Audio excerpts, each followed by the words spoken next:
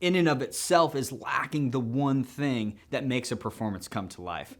And that only a real-life human being can do because they have lived through the human experience. So I think we're safe on that front.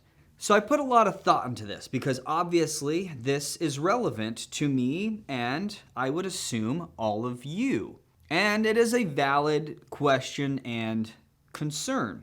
But as I've thought about this and kind of look into the future at its real potential for disruption of actors and performances and what is that going to look like, I have found some stuff that I think, if nothing else, allows me to see its shortcomings.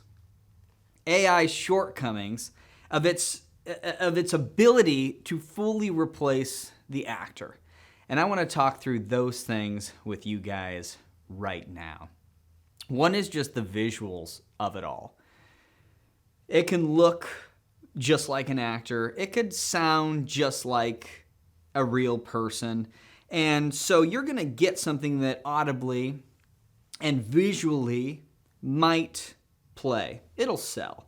And in some ways, this is probably going to be helpful to the industry with things like stunts and not having actors in dangerous, situations where they don't have to take that risk anymore. It's just not necessary.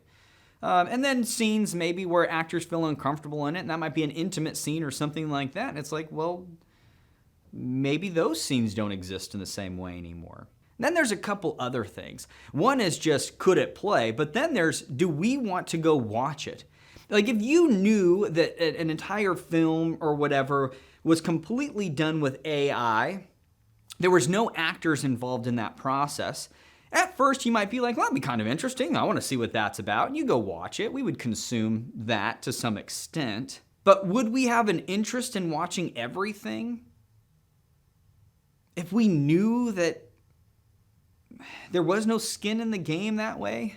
Because then essentially you're just watching something that looks like a really lifelike cartoon, right? Because it would all just be computer generated with no real human interaction, behind it. So would you as a consumer want to go watch that knowing that? I don't know. That we're going to have to find out.